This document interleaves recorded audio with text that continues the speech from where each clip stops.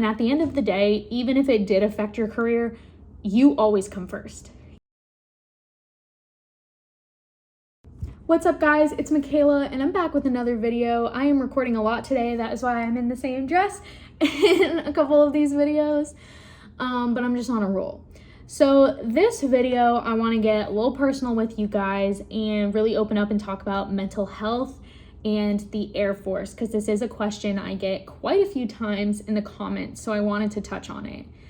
So in complete transparency, I have several mental health issues, including ADHD, anxiety, and depression. However, I was not diagnosed until I was already in the Air Force, so I can't speak on joining. I know that you can join with anxiety and depression. It has been done, but you definitely will need to get a waiver from a medical provider, and it is going to prolong your process. But I was diagnosed with anxiety, depression, and ADHD in the military, and I am still serving and I'm still able to serve. I just have to have a waiver if I deploy because I'm on Adderall. So mental health in the military has definitely progressed a lot. There's still a very, very long way to go, and it does differ based on the career field that you're in, the leadership you have. So everyone's experience with mental health is going to be very subjective, but I do know and can speak that higher leadership, as far as Chief Master Sergeant of the Air Force, Chief Bass, our CSAF, Chief of Staff of the Air Force, and up, have been very transparent and open about improving our mental health system and how important getting mental health support is for airmen. And this really is for the whole military in general, but I'm in the Air Force, so that's what I'm going to speak on. So I went to mental health for the first time when I got to my first base in England.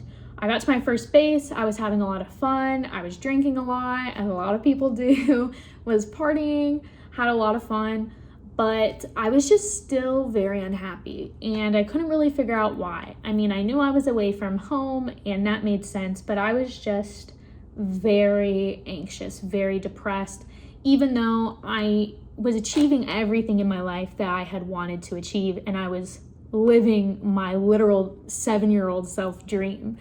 I was just very unhappy, and I was very nervous to go to mental health at first because of the stigma, and I was worried of what it would do to my military career. I had literally just gotten there. And so I called. It's a very, very easy process. When you get to your first base, you'll be assigned a PCM, which is your primary care manager, and to make appointments as physicals, or if you're sick or whatever you need, you can call. So you just call the appointment line, you give your DOD ID number, which you'll be given, and they will book you for an appointment. Just tell them what it's for. And I just said I was struggling with my anxiety. I was feeling very down and I didn't know why. So they scheduled me with my primary care manager, and that's when they started me on Zoloft.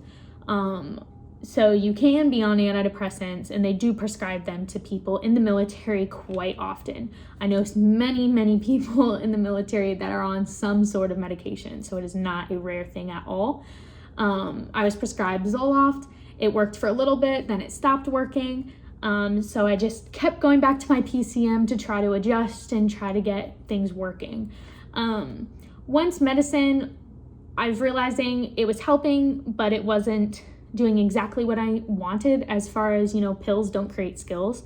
So I really wanted that talk therapy, which they do have on base as well. And if they don't have it on base, they can refer you to a therapist off base. So I was able to go to therapy, which most of the therapists on base are military medical providers, so they are in uniform. And it's a calm environment. I mean, if you've been to therapy in the civilian world, the offices are pretty similar, sit in a chair, you talk.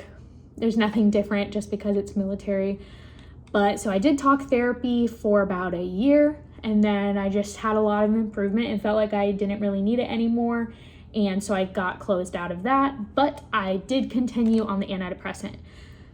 Got switched around. I've been on 3 different ones. So I've been on an antidepressant almost my entire Air Force career. So from August of 2019, and we're in September of 2022, and I'm still on something. And I was recently diagnosed with ADHD last month, and I was prescribed Adderall XR, which a lot of people don't know that you can be prescribed in the military, which you can.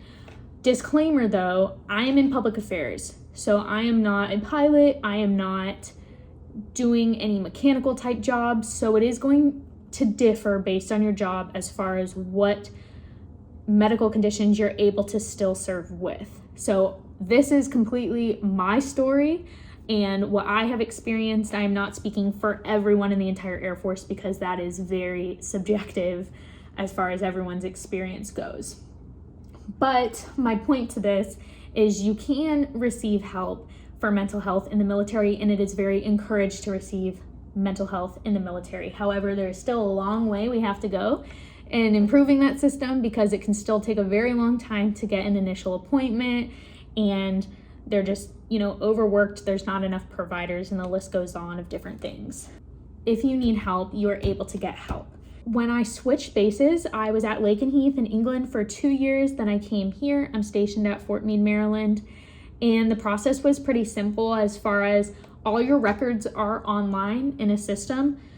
And so when I got stationed here, I did my in-processing with my admin, which basically just getting me into the right systems and updating my stuff online. I was able to just call the appointment line here and make my appointment, and I was able to be seen by mental health at Andrews so that I could keep getting my proper medication. So it's very straightforward going to the doctor and getting mental health help once you are in the Air Force. Like I said, at MEPS, as far as joining with it, it is going to be a process. I'm not going to lie to you and say that it's not, because you're more than likely going to need a waiver. But times have also changed. I joined 4 years ago, so I don't know exactly how that process looks now. So I really just wanted to be transparent in this video, I guess, and open up about that because I know a lot of people struggle.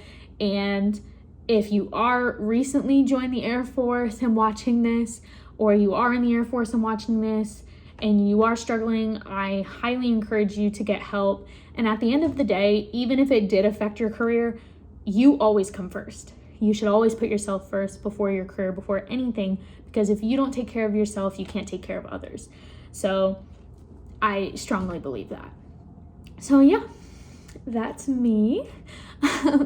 And I hope this kind of just helped. I kind of just wanted to do a little opening up video for you guys.